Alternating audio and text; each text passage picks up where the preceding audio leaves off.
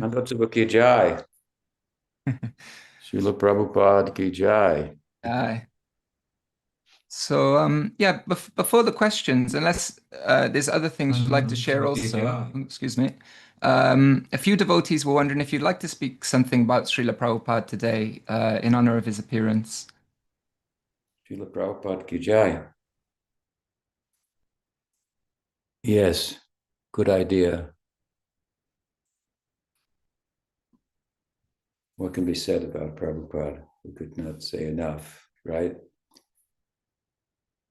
There's a nice statement in Dan Keli Gomodi of Rupa Goswami. Radha speaks. She says that before her, I should say, stands Krishna with his arm around Subal. And she says, "Oh my God, what is the good fortune of Subal? Even in the presence of elders, Krishna puts him on his lap, and Krishna's own hairs stand on end in ecstasy, as do Subal's. And he puts his arm around him and walks with him, arm in arm, in public. How many austerities for how many ages, in how many sacred places did Subal perform austerities, penances, engage in punya, pious acts to attain such a good fortune? I'm a very chaste girl, and he's a bit of a mischief maker, and still, this is his fortune that exceeds my own. I can't interact with him, Krishna, the son of Nanda, in that way, in public. This is a very beautiful statement of Sri Radhika, and it reminds me of the marvel, if you will, the astonishment of Sukadev in the 12th canto of the 10th canto of the Bhagavatam, 10, 12, 11. Krita Punna Punja, he says, about these friends of Krishna that Subal, that is appearing in the mind and heart of Sukadev as he relates the Leela narrative to Raj Parikshit. He marvels at the good fortune of these boys, friends of Krishna, how they're interacting with him who is attained in an abstract way. Itam satam brahma sukhanubhutya. Satam here means the Gyanis. Brahma sukha, anubhutya. They enter into a trance of oneness with Brahman. And this is with very great effort that they've done so. Those who want mukti, and of course are not critical of Krishna by way of saying that his form is material and so on, as the Mayavads do, but Gyanis who have a little bhakti and perform the sadhana of this bhakti, of gyan, really mixed with bhakti. They attain an abstract experience of Krishna, right? They are not doing the kind of bhakti that will bring out the fullness of their self-identity. Bhaktivinoda Thakur describes their attainment as an indistinct form of liberation. But in order to attain this, their desire, mumukshutva, for attaining mukti is very strong. How strong is it? It has to be strong enough to cancel out all material desires. So it's difficult to overcome material desires. What to speak of overcoming the desire for mukti? How powerful that is. Of course, they have not done that. That's their desire. With great effort, they enter into a trance and experience Krishna in an abstract way. And then there are others, Sukadeva says, who worship him as the that is Brahman. Then there are others who worship him as the Parameshwar, dutifully in Vaidhi Bhakti. And that's not easy to attain either. Meanwhile, this Krishna, who is Brahman, who is the Parameshwar,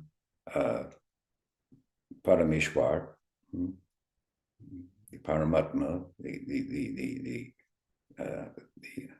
the God, he appears as an ordinary boy. Itam satam brahma sukhana bhutya dasyam gatanam paradaivatena mayashritena nadadarakena. People covered by Maya, who are not practicing any spiritual discipline, be it dhyan or bhakti. Ordinary people, they see him, if by good fortune, they see him as just an ordinary person. That's very interesting, because it just tells us that how human-like Krishna's appearance is in his Leela. Could be missed, right? Just looks like an ordinary cowherd boy. But if you have eyes of love that have been generated by bhakti, then you'll see him as he is. He's human-like, as I often say, human, but fully transcendental. And a very extraordinary boy thereby. So Sukadeva says, what must be then the pious activities performed by these boys to attain him and intimately associate him with him like this, who is the Parameshwar, who is Brahman, and so forth? He's just like scratching his head, so to speak.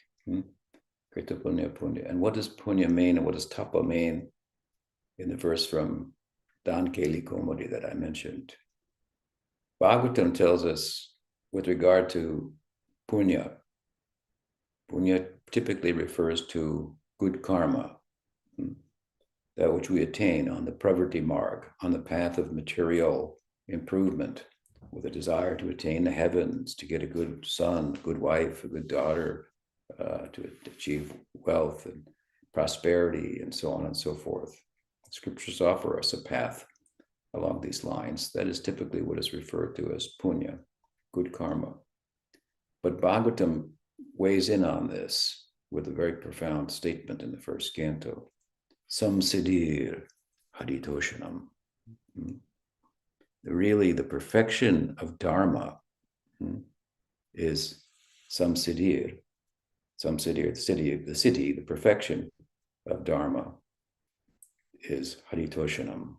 The pleasure of Hari. That is what is really meant by punya. So obviously we can't attain such intimacy with Krishna that his friends experience, an intimacy that's related in the texts that I'm referring to simply by good karma. It would not be possible. Therefore, punya must be understood in this light. And tapa, the word that Radhika uses to describe Subal's past, he must have performed great tapa, austerity. Of course, just by austerity, by fasting or staying up all night or lying on a bed of nails, whatever it may be, you can attain that good fortune, right? So tapa must, somebody's Ram Das and Amabhakti just got on, made a little noise. Can you all hear me? Yeah, we can hear you, Guru Maharaj. I muted. Yeah. Okay, sorry.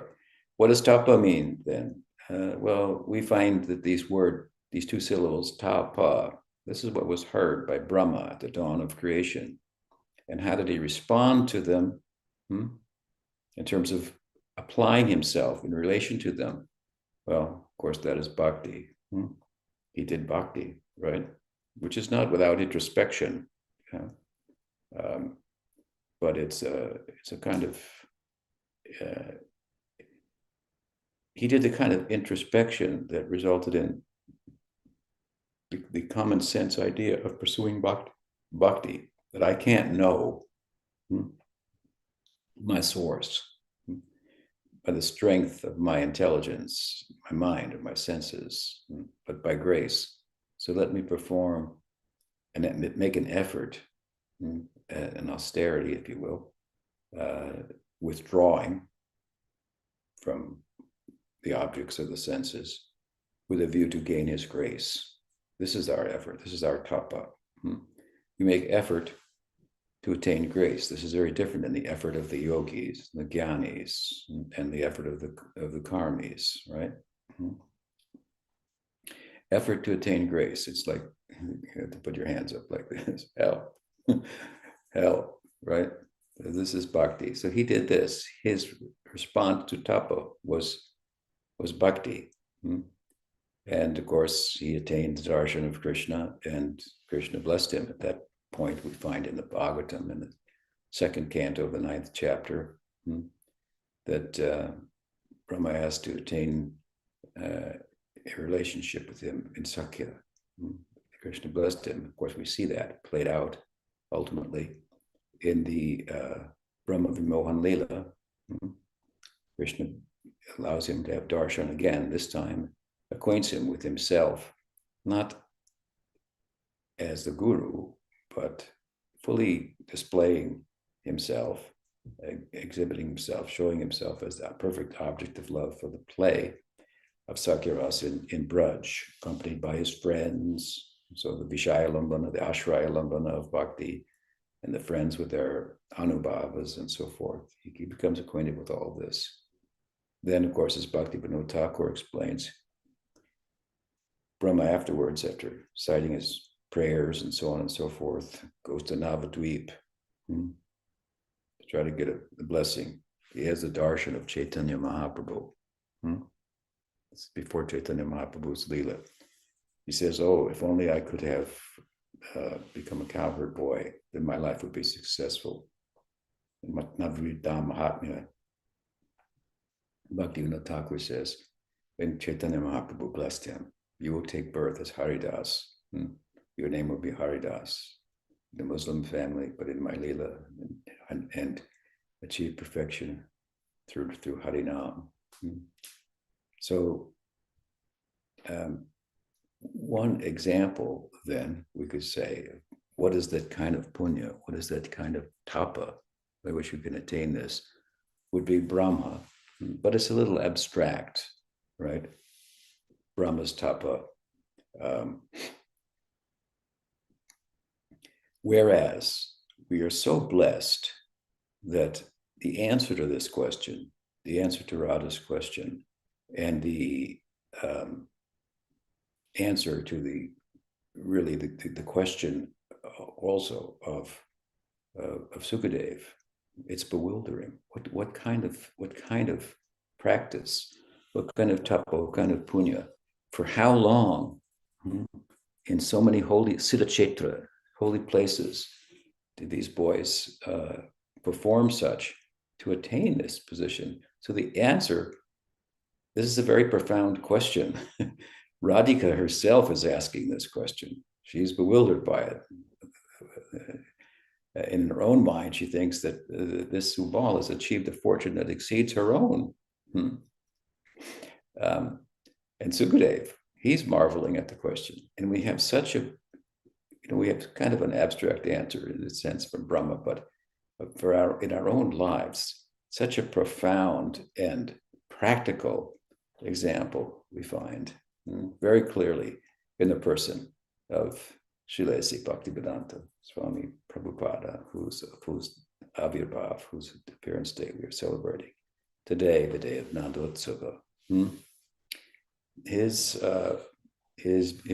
beautiful, Punya also means beautiful, Jiva Goswami has said. His beautiful acts of bhakti are really constitute an entire chapter, eternal chapter. So much to learn from a long chapter also in the history of the unfolding of Chaitanya Mahaprabhu's dispensation. One might say, oh, no, he spent a little time in Vrindavan. That is the Siddha Kshetra of all Siddha Kshetras, the holiest of all holiest places. He did some bhakti there, but mostly he was in other places. Radha's asking, in how many holy places, for how long, what holy place did you perform? Of course, the genesis is true in one sense of Prabhupada's campaign arose out of his bhakti in Vrindavan, which was itself extraordinary. But he went other places that weren't holy places, but by the power of his bhakti, he turned places into holy places. He created holy places wherever he went. You take the beauty of the bhakti of Latin America. There are thousands of devotees in Latin America, every one of them, down to the last man, woman, or child. Their faith arose out of his campaign, and he never went there. He breezed through Central America, blessed Mexico, maybe Costa Rica or Panama, at the tip of the South America. I think he went through Venezuela, just briefly, and himself, he marveled at what he attributed to the mercy of Gaur and Nityananda, deities of which he was finding everywhere he went down there. In his own mind, of course, he thought himself just an instrument in the mission of Chaitanya Mahaprabhu. But what he did, without going there, thousands and thousands of devotees arose.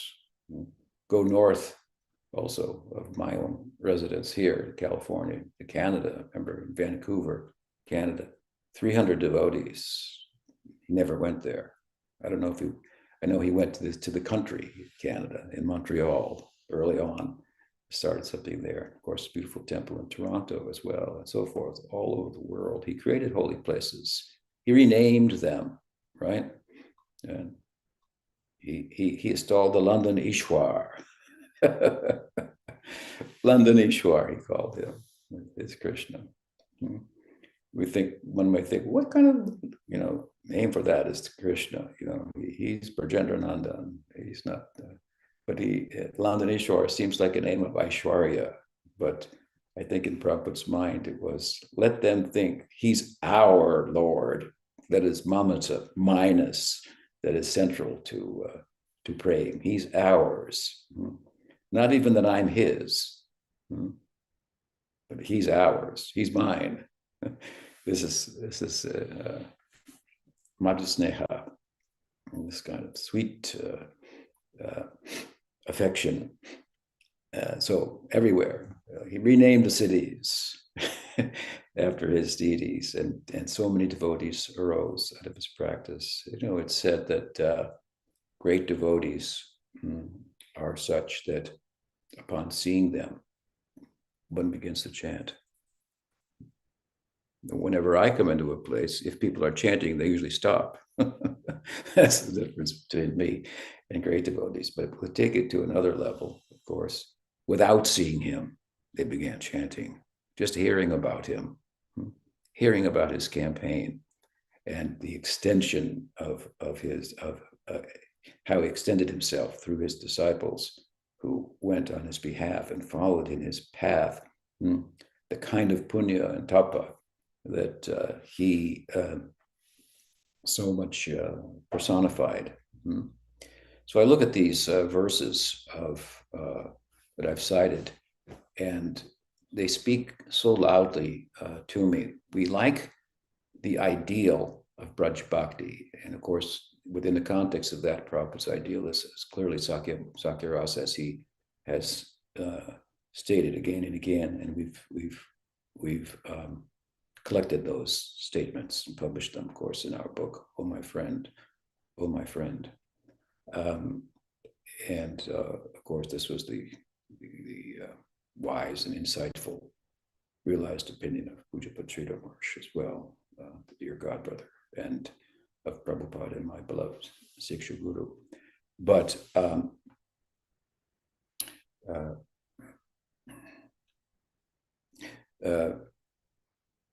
these statements, these questions, what kind of bhakti, what kind of punya, what kind of tapa, again, he so much personifies them and sets an example for us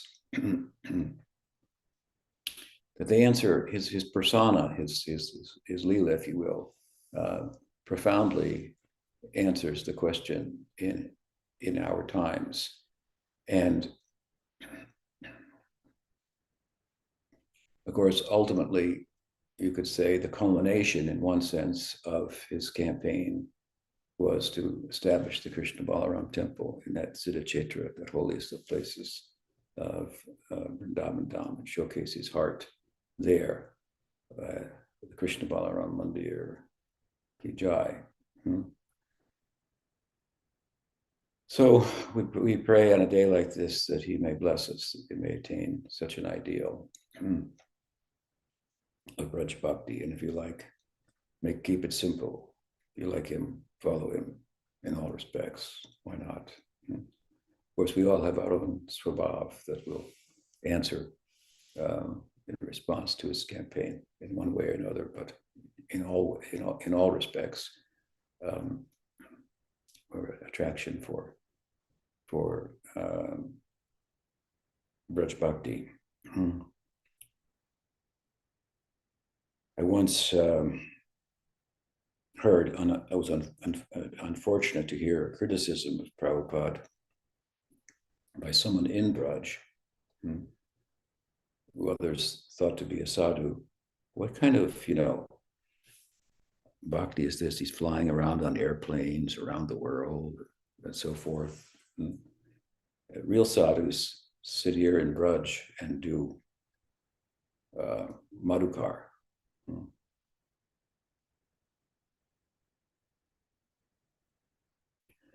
This reminds me of a godbrother of mine once who was living in Braj. Asked me if I wanted to do madhukar with him that day. Madhukar means who goes and like a bee and gets madhu from one flower to another flower. It means to go house to house and hold out your hand and beg, and whatever you get, that's what you have as your meal for the day, right? And you have to go and prepare it and so forth. He asked if I want to go to madhukar with him, and he said, such and such village is really good for madhukari. I had to laugh. It means they give good things over there. Let's go there. That's not the spirit of madhukari, right? The spirit of a madhukari is to go and to take just a little here and there, and not with a focus on what I'll get, but a focus on giving, right? It's said, but Sukadev Prabhupada used to say he used to go and stay in a house long enough to milk a cow. So the residents would give him a little milk and he'd travel on, but the time it took to milk the cow, he would spend sharing with them the Bhagavad Gita, right? This idea. So it's more of a giving than it's not a taking. But anyway, this other fellow, he said, what kind of, this is real austerity. real bhakti means to live in Vrindavan, not fly around in big airplanes, and enjoy yourself. I guess he meant, So I said, well, real Madhukar means to go to a city in another country where there is no support system like Madhukar, where people aren't disposed to people dressed in robes like this coming to your door and begging for food, and where it's cold, like the streets of New York City, and to go there and be just dropped off from a ship, and then even to have a residence where you could have meals from the butlers, from the family, I forget the name, in Butler, Pennsylvania, who were somehow involved in helping him to get a visa, right? There he could have meals, he could prepare his own meals. They were happy to have him. He left that. He was not comfortable in that situation. He preferred to be a homeless person in a city of New York in the cold of the winter, even, because it afforded him an opportunity to speak to people about Chaitanya Mahaprabhu, to a better chance. In Butler, he wasn't having the opportunity to speak to one family, to speak to the world in a big apple, if you will, as it's called, to speak to the world there about Chaitanya Mahaprabhu's message, right? This is Madhukar. This is real austerity. You try that. Take your average sadhu and doing Madhukari and send him, drop him off in New York. Just drop him off there. How deep is his faith? How deep? It may be deep, but here's a real test of the depth, right? Just to put yourself in such a situation and depend exclusively, as he did, following the example of Thakur Haridas, depending only on the name. And then he said, I began to give it out, experimenting to see what would happen with people. What kind of people? All kinds of people. Radhika said, I'm a very pious girl, and I don't have this fortune. And that Subal, he's kind of a mischief maker, that guy. He could be misbehaved. Boys will be boys, and still he got this. So even with our lack of good character, we were mischievous, boys and girls, if you will. His beginning disciples, we got entrance into such bhakti simply on the basis of his grace and his own bhakti overflowing as it did into the whole world. And so we are surfing on that wave, right? To get to the shore of Braj. And his example is something that we should take to heart on a day like this. I was always very inspired by the chapter of the Prabhupada Lilamrita written by my godbrother Satsvarup Maharaj, where Prabhupada was, when he was living in Braj, he was taking the train regularly to Delhi. Whatever he got, any kind of little funds he could get from donations, he would use them just to go to Delhi to try to publish his Back to Godhead magazine and convince the printer, I'll pay you later. And the printer knew he will never be able to pay me. But I'm printing this magazine anyway. such is his charm, his bhakti, and the measure of his determination, the depth of his conviction and commitment in service. And this, of course, is what he prayed for in his prayer on the Jaladuta, that Krishna would give him the power to do the impossible at the behest, as he saw it, of his Guru Maharaj, who had requested him to preach in English. How he took that suggestion and turned it into, he used to tell us repeatedly, this is the order of my Guru Maharaj. I'll simply follow the order of my Guru Maharaj. He took a suggestion. I think it would be good if you could preach in English. I think Saraswati Thakur Prabhupada wrote to him just a few weeks before he had passed from the world. Prabhupada took it as an order. And then he needed to go to English-speaking countries, he thought. And that was a task in and of itself. So he would take its magazine and try to sell it in the shops, in the tea shops, where the Indian gentlemen were all just speaking about, politics, Gandhi's revolution, the new country, Bharat, India, and so forth. And then he would pick up for his reading material tracts from the Christians, like the Jehovah's Witnesses and so forth, and read them to see how the American people were thinking. This was this idea that he wasn't like an Indian wanting to go to America, for so many reasons other than bhakti, right? Even you find some devotees who are kind of devotees, they're of Indian birth, and they're willing to join a mission like ISKCON for a couple of years and like work really hard to get a visa to go to India, to go to America, but unfortunately they're harboring in their hearts some other idea. So when they get there, that comes out. Not like that, no. To convert the Americas, Europe, North, Central, Latin America, Europe, Asia, even afterwards, and all, to Krishna Bhakti, to Chaitanya Mahaprabhu's campaign. And as I say, he prayed to Krishna that you give me the power. He told him very poetically and insightfully, "Oh, my dear friend, Krishna, bye. I think that your life will become Punya, pious, and beautiful, if Radharani is pleased with you."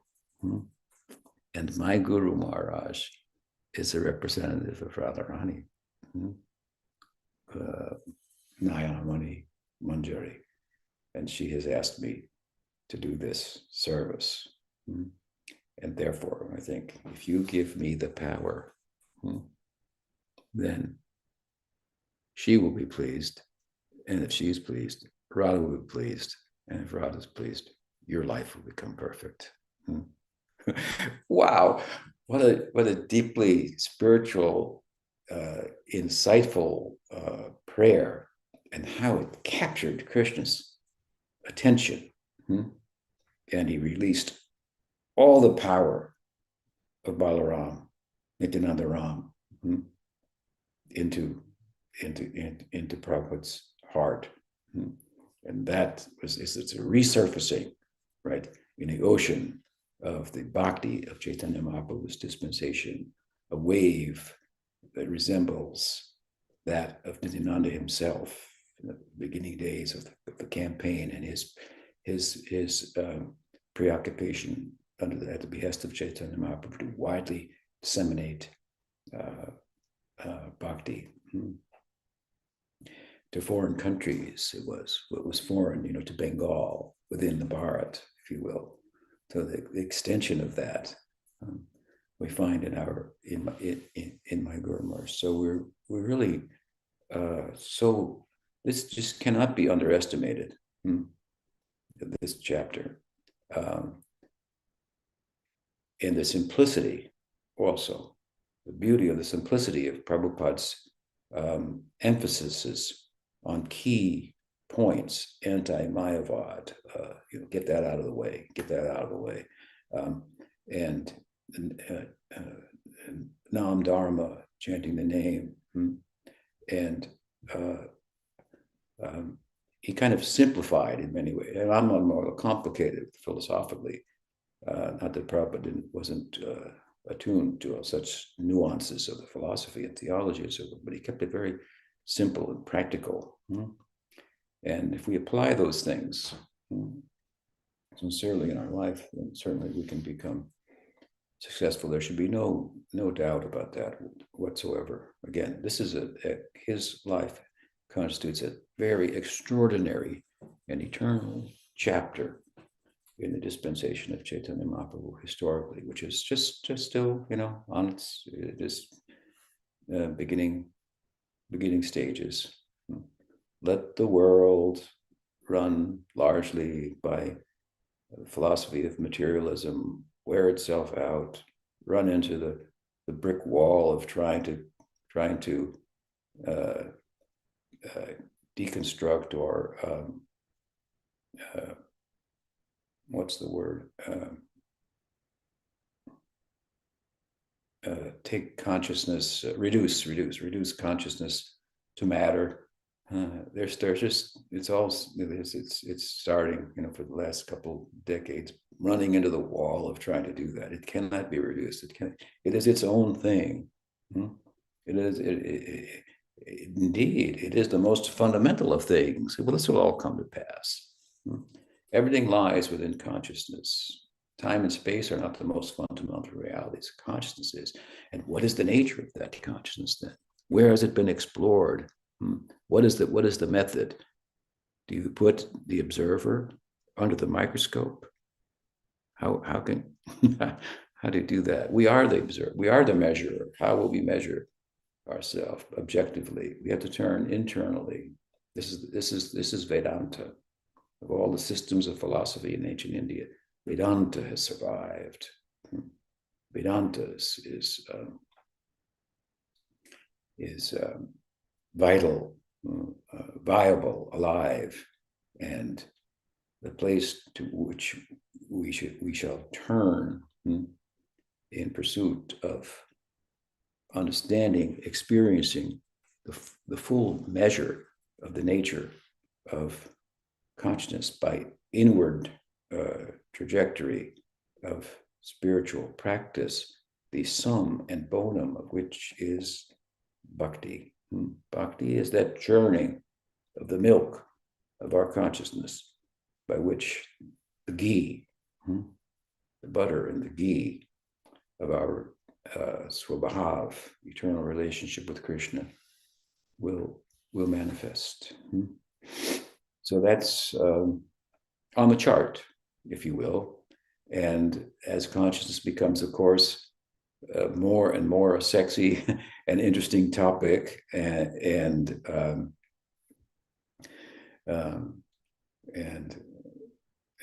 they start to identify with Advaita Vedanta, then we get to argue against Advaita Vedanta as to the charm of bhakti, the consciousness we want to argue about of consciousness. This is our concern, and that, of course, is praying. That is love, and Srila Prabhupada is such an example of that praying bhakti. So the world is blessed. We should understand that we, in particular, are blessed by his campaign. And I can tell you, I met once with Chaitanya Goswami, who was a boy when Prabhupada first came to Vrindavan. He was one of the Goswamis of the Radharaman community in Vrindavan. And he had been asked by a person who had been a Mayavadi and had turned to bhakti, but did not understand much of the philosophy, the theology of bhakti. He had been asked by that fellow to come with him on his campaign outside of India as a pandit to explain the philosophy. So he went. He chuckled about that fellow. I won't mention his name because he has been unfortunately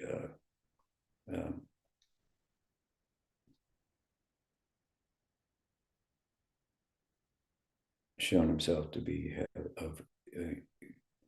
of questionable moral standards, but he was strange in that he was campaigning about bhakti, but he was critical of the sampradaya, the community, and the Prabhupada in particular. So this fellow found that out, this Chaitanya Goswami, and he said, this fellow he went and he was helping him, this fellow, because he had known him from earlier days. So Chaitanya Goswami, when the man said something critical of Prabhupada, Chaitanya Goswami told me this, we were talking about it. He said, I told him, you don't say that, you don't think that. No one can enter Vrindavan without the favor of Bhaktivedanta Swami. And when we installed the Krishna Balaram temple, Murtis there and so forth, then it was on that day that the Vrindavan community named the road, the turnoff from Delhi to Vrindavan, Bhaktivedanta Marg. There should be a big, neon sign there. Bhaktivedanta Marg. This is the path to Vrindavan. And beautifully, to complement that, or it beautifully complements the fact that the road to Mayapur is named Bhaktisiddhanta Marg. And this is our Bhakti Vinod Parivar. Prabhupada said, this is not my movement, it is a movement of Bhakti Vinod. Bhakti Vinod Parivar ki jai, Bhaktisiddhanta Saraswati Thakur Prabhupada ki jai. Srila Bhaktivedanta Swami Prabhupada ki jai, Gaur Bhakta Vrinda ki jai, Gaur Premanande, Avirbhav Mahotava Srila Prabhupada ki jai, Gaur Bhakta Vrinda ki jai, Gaur Premanande, Hari Hari Gaur. Thank you for the question and the opportunity to say something about my beloved and most revered Gurudev. Are there any questions or comments? So Vijay has his hands up. I presume we'll stick to questions on the theme of today at the moment, Guru Maharaj. We'll do what? Okay, sure. Anyone who has questions about what you just spoke. Yeah, I got a follow up. This morning at Mangal Artik, and I do Mangal Artik on YouTube with LA and San Diego. Ridva, your godbrother Maharaj from San Diego, his talk today was his story about how he traveled to see Sridhar Maharaj to get proof as to why Prabhupada was a Shakyavesh avatar. And Sridhar Maharaj gave him the proof from the Chaitanya Charmrita. Only those empowered to distribute my... Krishna, you probably know the verse. Yeah. And it was so good. So anybody that's listening, if you just put on YouTube and this morning's Mangal Artik from San Diego, just forward all the way past Nishringa. Who gave the class? Who gave the class? Huh? Yeah, I attended the class. Who gave the class? Oh, Dravidra Maharaj. Dravidra, okay. The editor. Yeah, he started editing for Prabhupada in the 70s. Yep. And then he also gave me an answer as to why they use Vishnu instead of Krishna for the Tulsi prayer. And he specifically got a letter from Prabhupada. But I've been trying to find a Prabhupada actually doing Tulsi Puja and to see if he uses Krishna or Vishnu, but I haven't been able to find it yet. Okay, well, thank you for that reference. Srila Prabhupada ki jai. Ki jai. Thank you. Dandivat. Kuchanga pranam. What else? So I guess we'll move on to the list unless no one's mentioned they have a question for today's class.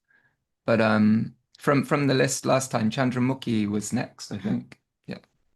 Okay, so yeah, Chandramukhi's question from last week was, Dear Guru Maharaj, in Follow the Angels, Srila Sridhara Maharaj says that he abstains from showing Jhulan Leela and Rasa Leela because he finds in his heart that it isn't pleasing to his Guru Maharaj because it is too high for us. My question is, how should we observe Jhulan Yatra in a way that is pleasing to you? And what is the meaning of this pastime? Thank you very much. I guess this time last week was the Jhulan Yatra time. Well, Jhulan Yatra is a swing festival. I mean, I don't know what we shall say more about the meaning, but Krishna is performing human-like pastimes. This is a beautiful romantic pastime, Radha and Krishna swinging together, and it's described in the text and so forth and so on. Rather than meaning, I think, what does it mean? I think it would just describe what takes place. And what are the various sentiments expressed therein, and so forth, which would be relative to who's participating, and that could be, of course, that would be Krishna's, Radhika's associates, friends, and it could include in some renderings of it or editions of it, some of Krishna's intimate friends. But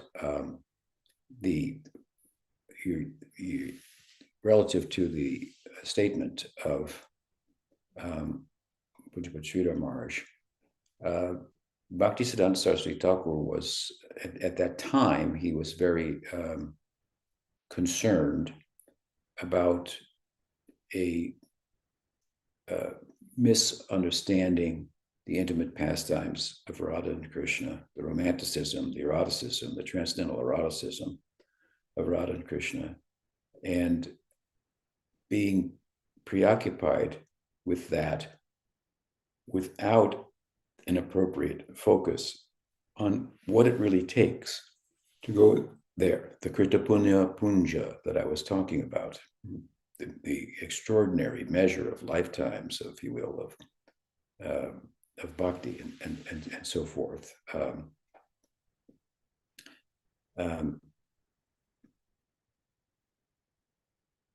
And he was concerned about that because it was a time when the vitality of Chaitanya Bhakti, this sampradaya of Chaitanya Mahaprabhu, was weakened, which happens over time, as Krishna explains in the Gita. Over time, it may come to pass that the vitality of my teaching is lessened, at which time then I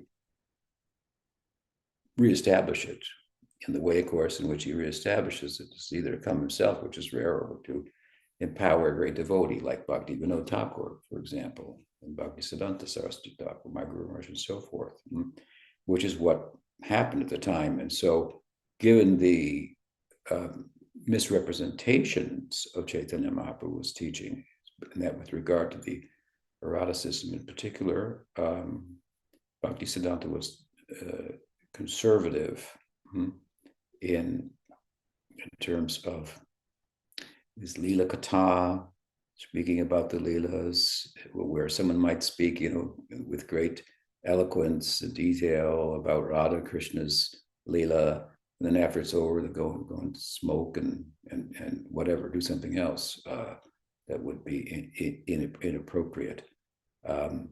So he was concerned. He said, it is said that Bhaktisiddhanta Saraswati Thakur would speak 80% about what Radha and Krishna's Leela is not, and 20% about what it is. So that was his focus. That was his emphasis. He didn't allow his disciples to read the Ramananda Samvad or the Anti Leela of Chaitanya Charitamrita, but he gave more of a focus on Chaitanya Bhagavad, although he did an Anubhasya, a short, commentary following the Bhasya of Amrita Prabhava Bhasya of Bhakti Vinod on the entire Chaitanya Charitamrita. So these statements let's take the statement that he didn't, and Sridhar Maharaj told us, he didn't allow us to, read Ramananda Samvad. It's the conversation between Ramananda Roy and Chaitanya Mahaprabhu. It's really full of tattva, but it ascends to a very high point. But it was Sridhar Maharaj's favorite part of the Chaitanya Charitamrita also. So he did end up, studying it quite a bit. So things have to be understood in terms of time and circumstance and so forth.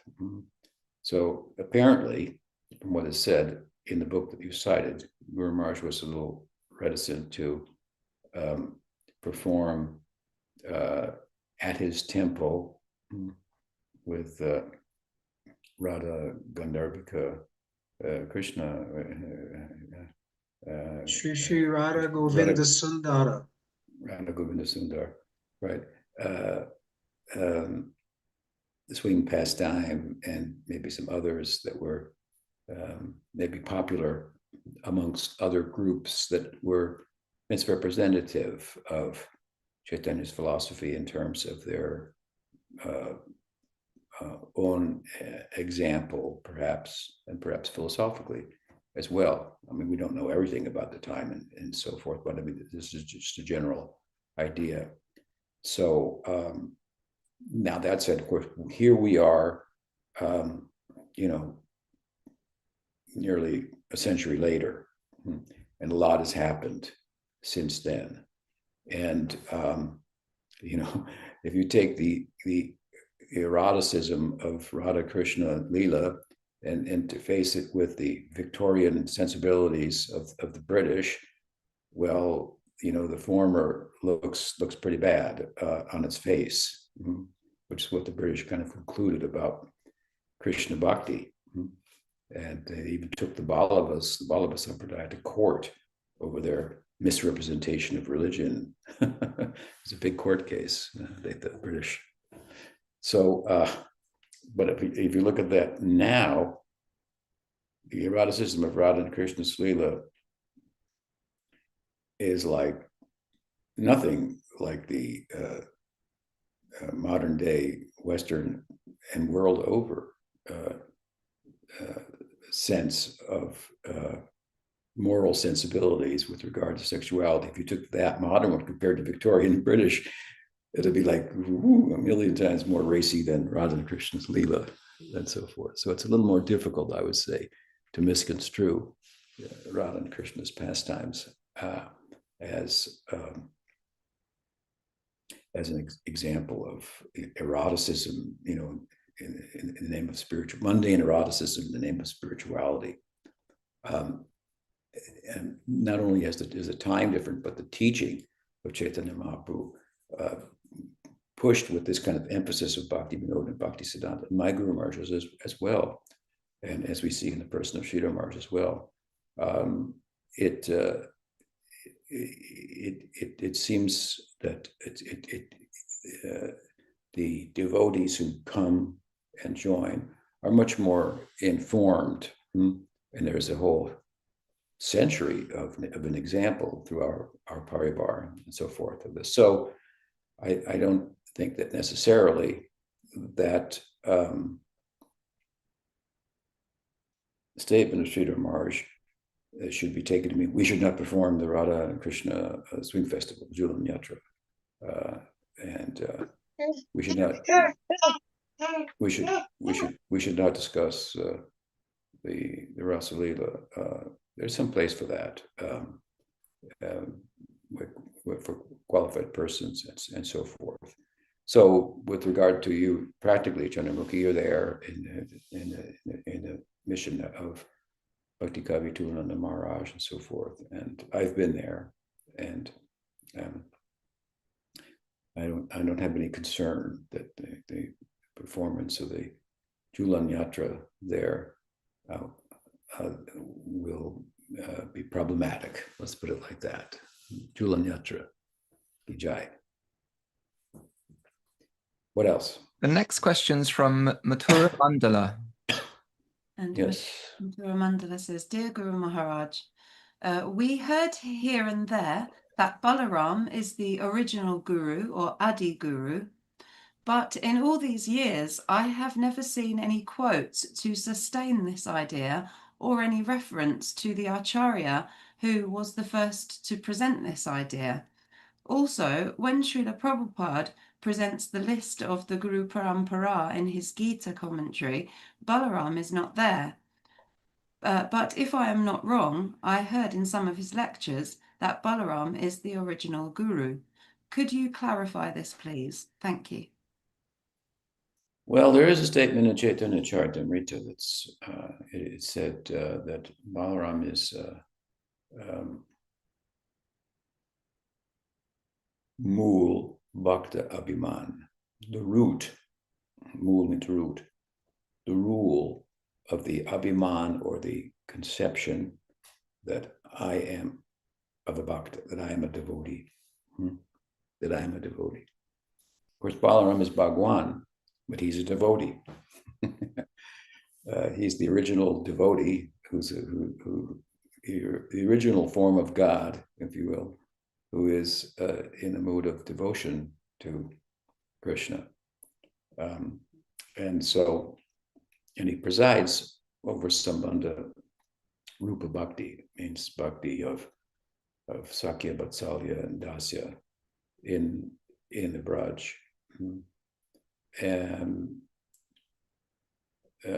so that might be seen as a reference.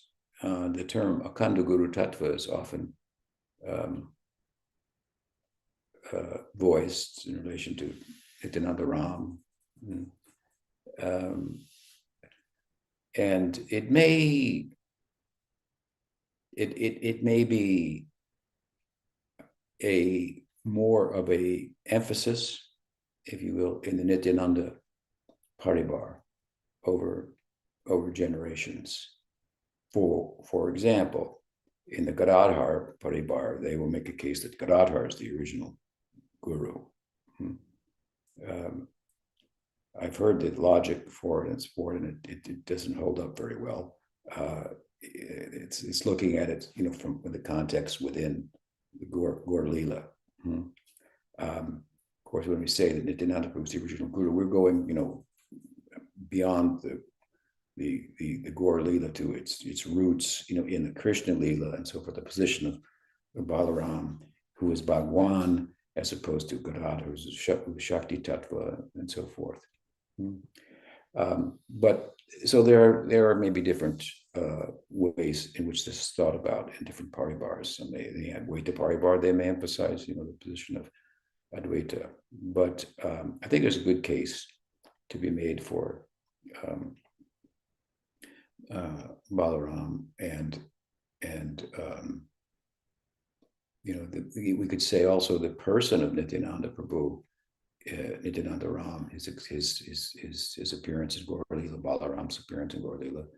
He began the Sampradaya, initiating at Chaitanya Mahaprabhu's behest, and so many, recovering, collecting his Gopals, his Vadasa Gopals, and they started centers and so forth. This is the beginning of the Sampradaya. So the original guru, in one sense, of the Sampradaya, in terms of its campaign, going out and collecting, recruiting, and so forth. There's no question that Nityananda plays that role. So something can be made out of, we can draw on that as well. But I think that other than the Gaur Lila, we look at Balarama and we look at Radharani, and we sometimes we say Radharani is the original guru. Sometimes Balaram, Madhurya Ras, or Kamarupa as opposed to Sambandha Rupa, Madhurya Rasa as opposed to the other rasas that Balaram has kind of presides over, if you will.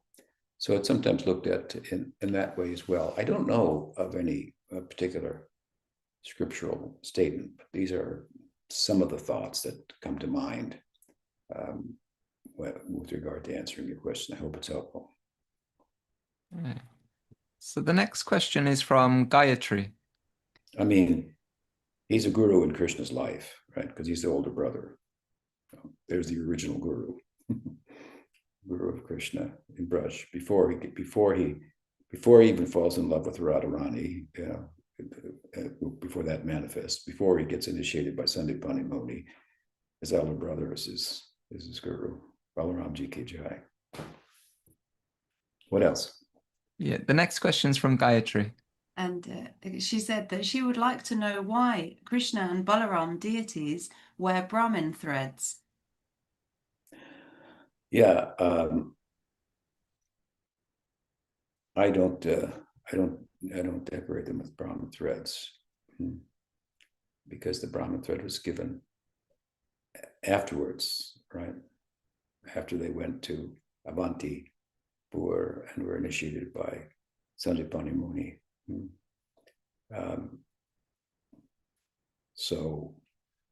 But oftentimes the deities they're carved in marble and they put the threads on, in marble and then the devotees put it. But I don't decorate Krishna Balaram with Brahmin threads. But I mean, that said, all three castes um, um, or two. I guess the Vaishyas and the Kshatriyas, they also receive the thread, friend of the Brahmins. You could also, another way to look at that is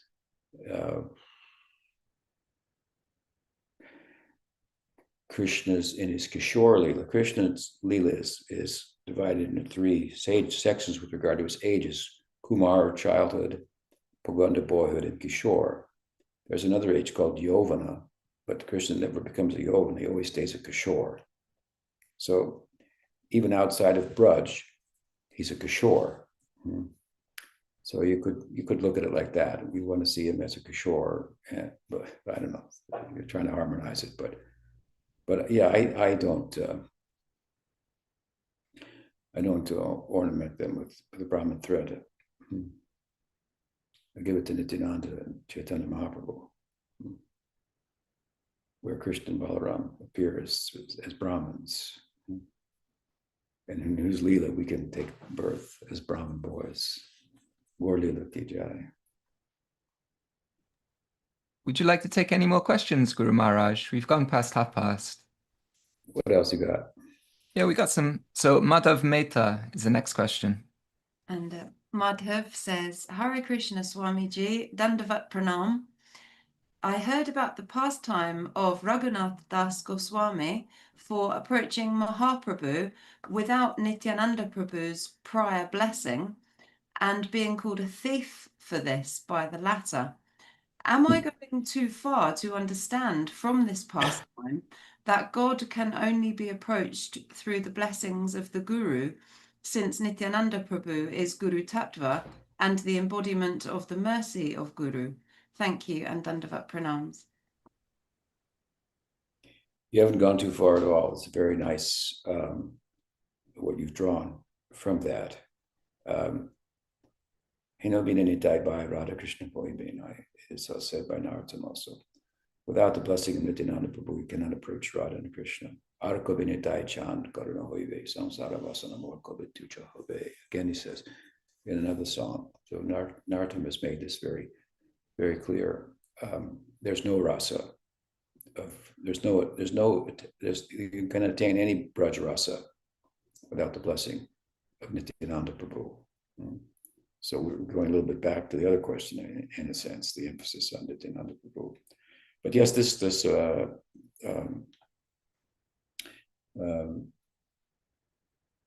is connecting the Guru with Nityananda Prabhu, and in a very nice way. And of course, that's a very clear teaching. The teaching is to chant Hare Krishna, but there are 10 offenses to the holy name of Krishna, one of which is to disregard the Guru. So if we disregard the Guru, how will the name reveal himself to us? He won't. He will stay reserved, contracted, taking offense that his messenger, his representative, who's the giver of the name, who broadcasts the name in the world, has been disregarded. So therefore, Rupa Goswami begins his discourse on the angas, the limbs of bhakti, the practices of bhakti, with Guru Parashraya. One should take shelter of the Guru. And then do Krishna bhakti. The angas are all about Krishna bhakti, but they begin with, this is an anga of Krishna bhakti. Start with this one, foundational. Guru Parashraya, take shelter of the Guru. Then take Diksha, Shiksha, serve him and his associates, and execute the angas of bhakti accordingly. So it's a very nice what you've drawn from there. It shows some Guru Nishta on your part, and that is very desirable. Thank you for the question. What else? So next question is from Uddhava. Hare Krishna, Guru Maharaj, can you hear me? Yes. It was from last week, since it was Balaram, the appearance of Balaram. I wonder, since Balaram is the embodiment of hasya rasa, what is his kind of humor?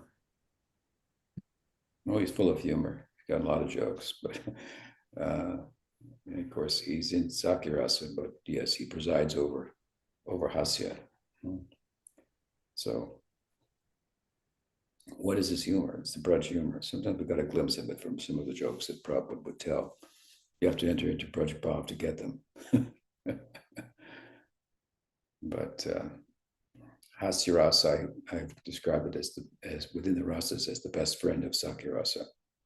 So it's very prominent there. Also, it's prominent in Sakya rasa, or in Madhurya rasa, and we find really that the Gaudiya Vaishnava focus is on this particular prakash of the Leela, the forest pastimes of Radha and Krishna, which Krishna makes way into through the vehicle of his duty to herd cows, by which he is afforded the opportunity to intimate and unchaperoned interaction with his friends. This carries him into an opportunity in the daylight, in the day, to rendezvous with the gopis. And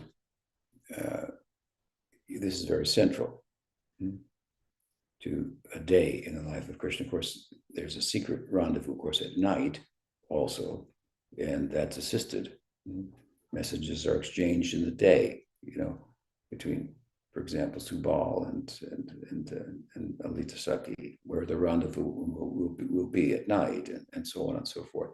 So all of this focus is like a romantic comedy, is what it is. It's like a romantic comedy. It's young children at early adolescence playing love, and friends accusing Krishna of his love for their sister. Krishna says in Vidagdha Madhava, he has a glimpse of Radha, and he's astounded, and he says, Sridham, did you see her, that girl Radha? And Subal goes, you nuts, that's his sister.